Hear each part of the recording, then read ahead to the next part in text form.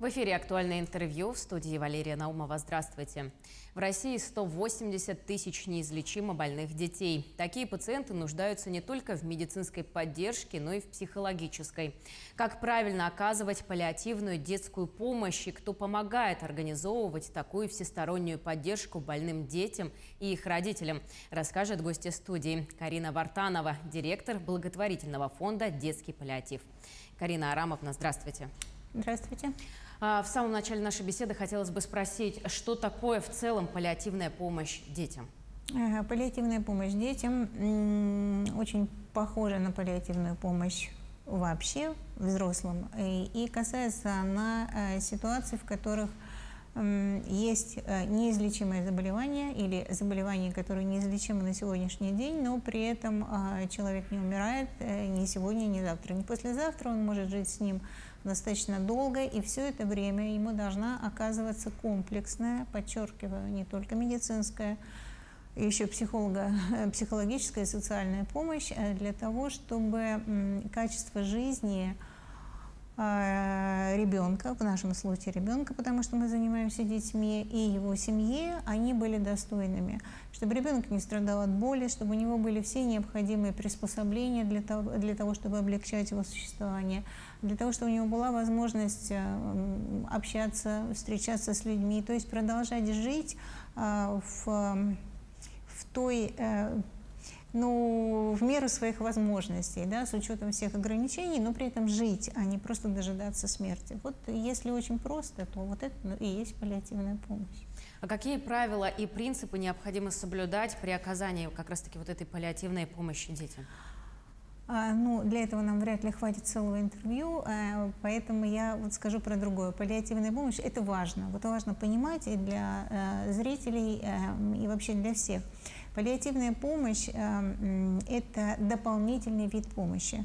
Почему это важно? Потому что, когда диагностировано неизлечимое заболевание и предлагается поставить ребенка на паллиативный учет, очень многие родители боятся, что больше никакой другой помощи не будет. Это неправда.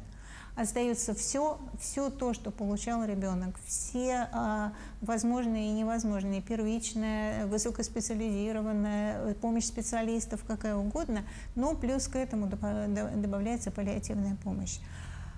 Это важно, подчеркиваю, чтобы люди не боялись. Паллиативная помощь не синоним слова «смерть». Абсолютно нет. Если говорить о детях, то дети, которые нуждаются в паллиативной помощи, они очень часто живут годами.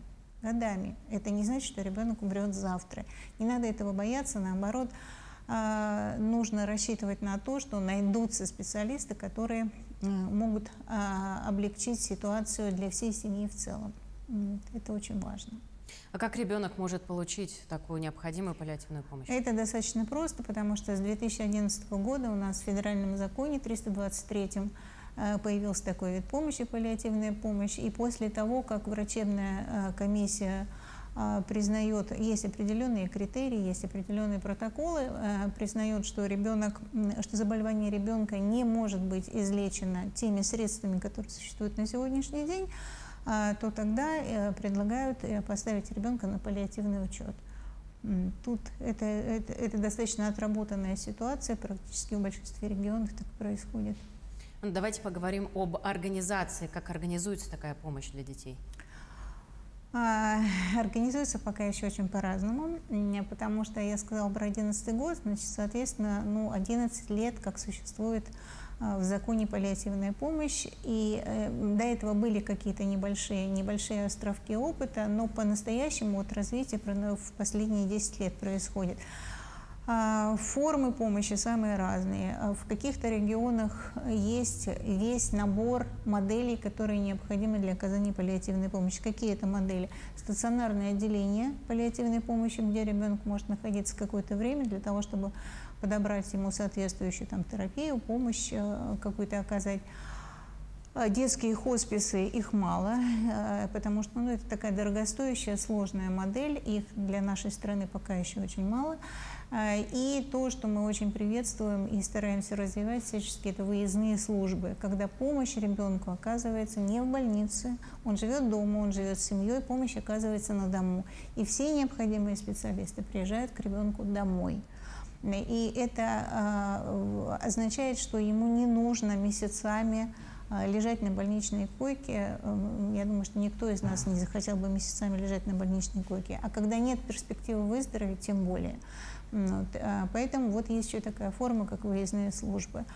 И специалисты, какие специалисты туда входят, это врачи разных специальностей. Там, конечно, должен быть человек, который обучен по паллиативной помощи, врач паллиативной помощи. Это педиатры, это неврологи, это реаниматологи, плюс они имеют возможность приглашать всех узких специалистов по профилю заболевания ребенка.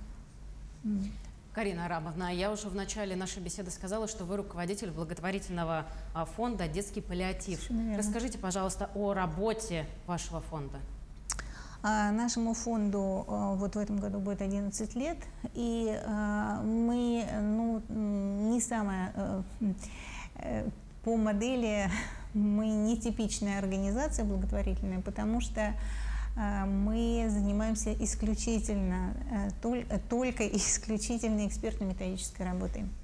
Мы не оказываем адресную помощь, мы не собираем деньги на лекарства, оборудование и так далее. Мы считаем, что очень важно учить специалистов, создавать методическую базу, потому что если не будет обученных специалистов, если не будет протоколов, нормативов, я не знаю, учебников, если хотите, тогда качество паллиативной помощи никогда не будет таким, каким оно должно быть. Поэтому все свои силы, все свои возможности мы направляем исключительно на работу со специалистами. Мы проводим исследования, мы пишем книги, мы разрабатываем учебные программы, мы проводим семинары, мы организуем стажировки, то есть все, что можно для того, чтобы потенциал тех людей, которые должны эту помощь оказывать, он соответствовал тем задачам, которые перед ними стоят. Вот вы как раз приехали проводить семинар для наших специалистов. Да, как вы оцениваете работу в нашем регионе по паллиативной помощи детям? Для начала хочу сказать, что это не первый наш приезд сюда. Мы уже проводили семинар по паллиативной помощи. Мы убедились в том, что у вас есть люди, которые эту работу делают, специалисты, которые понимают. И именно поэтому мы привезли сюда такую инновационную программу. Программа называется «Перинатальная паллиативная помощь». Это, если очень простыми словами, это помощь семье, в которой беременная женщина на стадии дородовых скринингов получает информацию о том, что у ребенка порог несовместимый с жизнью. И при этом решает этого ребенка сохранить. Не прервать беременность, а дать ему возможность родиться. Вот для того, чтобы жизнь этой семьи была, простите, человеческой, должна существовать целая система поддержки, вот то, что называется в мировой практике перинатальная паллиативная помощь. Это такая комплексная программа, работает на стыке служб родовспоможения, перинатальные центры, родильные дома, женские консультации и службы детской паллиативной помощи. Пока у нас в России она находится еще в самом таком зачаточном состоянии. Примеров успешной практики пока немного. И вот для того, чтобы их стало больше, как раз мы разработали программу такую региональную. И уже скоро год, как мы работаем в регионах России, для того, чтобы распространять, в первую очередь, распространять знания о том, что это за программа, какие используются подходы, обеспечивать специалистов методической литературы. Это тоже наша задача. Мы всегда присылаем, привозим очень много литературы. Для того, чтобы происходили изменения, люди понимали, что делать и в какую сторону двигаться. Вот так, если очень просто. Если взять наш Дальневосточный федеральный округ, на ваш взгляд, в каких регионах, муниципальных образованиях развито данное направление больше всего? Где специалисты охотнее всего идут на обучение? Куда вы чаще всего ездите? Значит, смотрите, если говорить о перинатальной паллиативной помощи, оно везде одинаково не развито. Да, то есть тут нет пятерочников и двоечников, вообще нет. Это раз. Поэтому наша задача сейчас наполнить людей информацией, если это можно так назвать. То есть как можно шире распространять сведения о том, что это такое, на каких принципах это строится, как это работает и какую пользу это приносит. Вот если это происходит изменение в отношении специалистов к этому процессу, тогда неизбежно появляются эти программы. Поэтому этот же вопрос, давайте, года через 2-3, да, вы мне можете заново задать. Если говорить о паллиативной помощи, я не любитель расставлять регионы на места и ранжировать, потому что у всех очень разные условия. Хочу сказать, что в Якутии, в республике Саха и в Якутске, в частности, все достаточно хорошо. Да? Есть территории, не буду их называть, в которых вообще ничего нет. То есть нет никаких служб помощи, есть какие-то точечные попытки что-то делать. У вас по сравнению со многими другими все хорошо. И я думаю, что населению можно не бояться, что люди окажутся без помощи.